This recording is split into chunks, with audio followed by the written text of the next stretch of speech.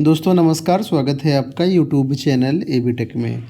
आज है 1 फरवरी 2024 और जान लेते हैं आज की महत्वपूर्ण खबरें जो आज के प्रमुख समाचार पत्रों पे छाई हुई हैं और आप लोगों के लिए बहुत ही इम्पोर्टेंट हैं। सबसे पहले यहाँ पर देखिए अपडेट है कि पीसीएस आवेदन से कई अभ्यर्थी वंचित, तिथि बढ़ाने की मांग। आवेदन करने की अंतिम तिथि 29 जनवरी को लोक सेवा आयोग की वेबसाइट ओवरलोड होकर के हैंग हो जाने पर पीसीएस 2024 में कई अभ्यर्थी आवेदन नहीं कर पाए। ऐसे अभ्यर्थी डेट बढ़ाने की मांग कर रहे हैं।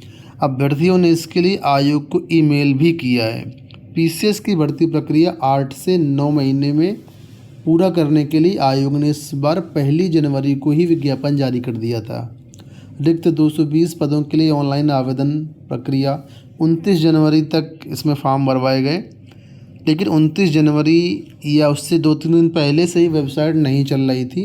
काफ़ी सारी समस्याएं थी, तो कई सारे ऐसे अभ्यर्थी हैं जो इसमें आवेदन नहीं कर पाए। तो ये लोग मांग कर रहे हैं कि आवेदन करने का मौका दिया जाए, डेट इसमें एक्सटेंड की जाए।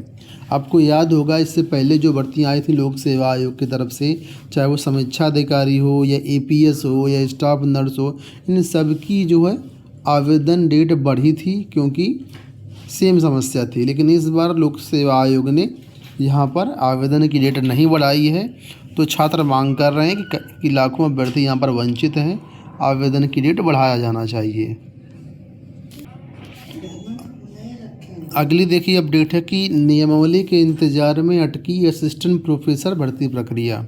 राजकीय महाविद्यालयों में असिस्टेंट प्रोफेसर भर्ती के लिए उच्च शिक्षा निदेशालय की ओर से 6 माह पहले लोक सेवा आयोग यानी यूपीपीएससी को 300 से अधिक पदों के लिए अधियाचन भेज दिया गया है, लेकिन नियमावली तैयार न होने से भर्ती अटकी हुई है।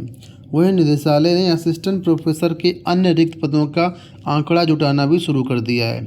उच्च शिक्षा निदेशालय ने 6 माह पहले राजकीय महाविद्यालयों में रिक्त पदों की गणना की थी और इसके बाद शासन के माध्यम से यूपीपीएससी को असिस्टेंट प्रोफेसर के 300 से अधिक पदों का अधियाचन भेज भी दिया गया था। अधियाचन यूपीपीएससी को मिल चुका है, लेकिन आयोग के कैलेंडर में इस भर्ती को शामिल नहीं किया गया है। राजकीय डिग्री कॉलेज स्क्रीनिंग परीक्षा से संबंधित प्रस्तावित नियमावली शासन की ओर से प्रख्यापित की जानी है। यह प्रक्रिया पूरी होने के बाद ही इसके लिए विज्ञापन जारी किया जाएगा। इस बीच उच्च शिक्षा निदेशालय ने पोर्टल पर नई रिक्तियों को अपडेट किए जाने की प्रक्रिया भी शुरू कर दी है। आप लोगों ने भी समाचार पत्रों के माध्यम से जीडीसी प्रवक्ता के बारे में कई बार सुना होगा, यानी गवर्नमेंट डिग्री कॉलेज, उसी की बात यहाँ पर हो रही है। लेकिन इसमें नियमावली जो है कुछ इसमें साथ चेंजमेंट है, इस वजह से ये भर्ती प्रक्रिया फ़िलहाल रुकी हुई है। आगे देखिए लिखा है कि पूर्व में भेजे गए अधियाचन के अतिरिक्त करीबन 300 पद और रिक्त होने की संभावना है। महाविद्यालयों में इतनी बड़ी संख्या में पद खाली होने के बावजूद भर्ती अटकी हुई है।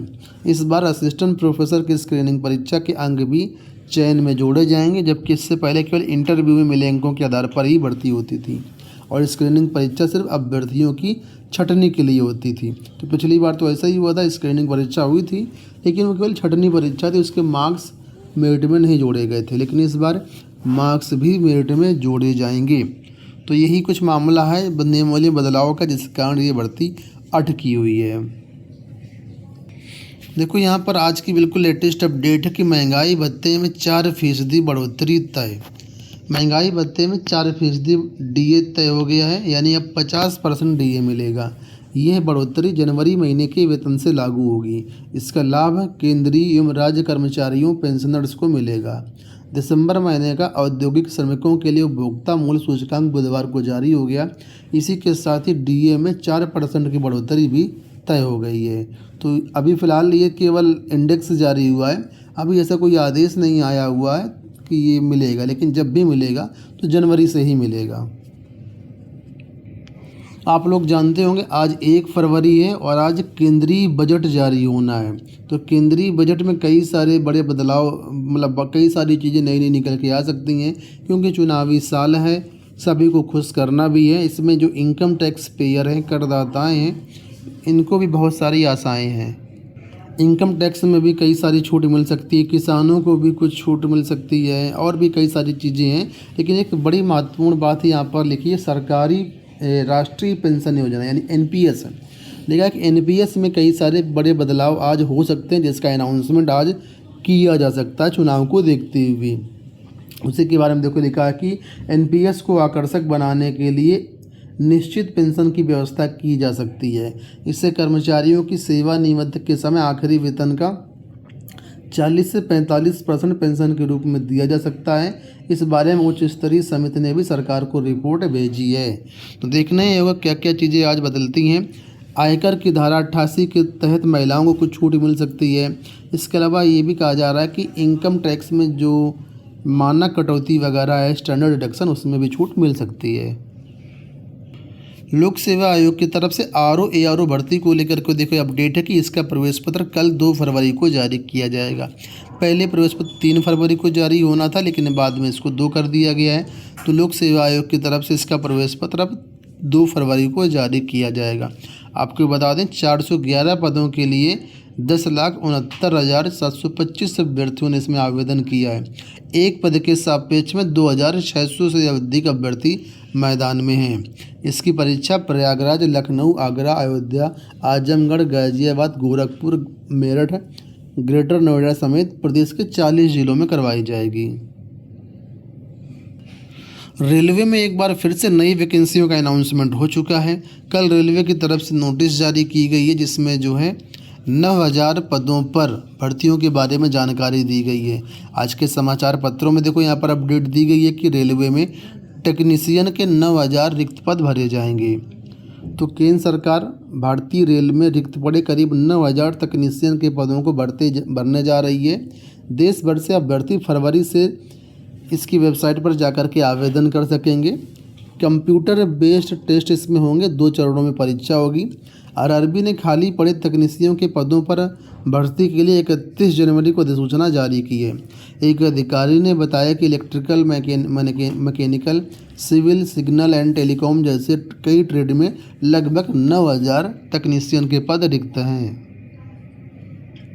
ये नोटिस भी आप लोग यहाँ पर देख सकते हैं, रेलवे की तरफ से कल जारी की गई 9,000 वैकेंसीज हैं और अभी एग्जैक्ट डेट इसमें जारी नहीं की गई। फरवरी में ही आवेदन शुरू होंगे। यहाँ पर देखिए अगली अपडेट है 68,500 शिक्षक भर्ती को लेकर के। लिखा हुआ है कि दोबारा जिला आवंटन पर शून्य नहीं होगी वरिष्ठता। हाईकोर्ट, इलाहाबाद हाईकोर्ट ने एक महत्वपूर्ण निर्णय में कहा है कि 68,500 सहायक अध्यापक भर्ती में चयनित जिन अध्यापकों को मेरिट के आधार पर उनकी पसंद के जिले में दोबारा नियुक्ति दी गई है, उनकी वरिष्ठता नई नियुक्ति पर शून्य नहीं होगी। कोर्ट ने कहा कि नई नियुक्ति पर भी अध्यापकों की वरिष्ठता उनकी मूल नियुक्ति की डेट से ही जोड़ी जाएगी। यह आदेश सिर्फ पिछड़ा वर्ग के मेधावी अभ्यर्थी ही नहीं, सामान्य वर्ग के उन चयनित अभ्यर्थियों सहायक अध्यापकों पर भी लागू होगा जिन्हें परिषद ने पूर्व में सही जिलों का आवंटन नहीं किया था। यह आदेश न्यायमूर्ति अश्विनी कुमार मिश्र एवं न्यायमूर्ति सैयद कुमार हसन रिजवी की खंडपीठ ने बेसिक शिक्षा परिषद की ओर से अपील खारिज करते हुए आदेश दिया है। तो कुल मिलाकर के अध्यापकों को इसमें राहत मिला है और कहा है कि जो आपका मूल विद्यालय आवंटन था वहीं से आपकी जो है वरिष्ठता जोड़ी जाएगी। दोस्तों ये हो गई आज की सारी सूचनाएं। उम्मीद करेंगे वीडियो आपको पसंद आया होगा। धन्यवाद।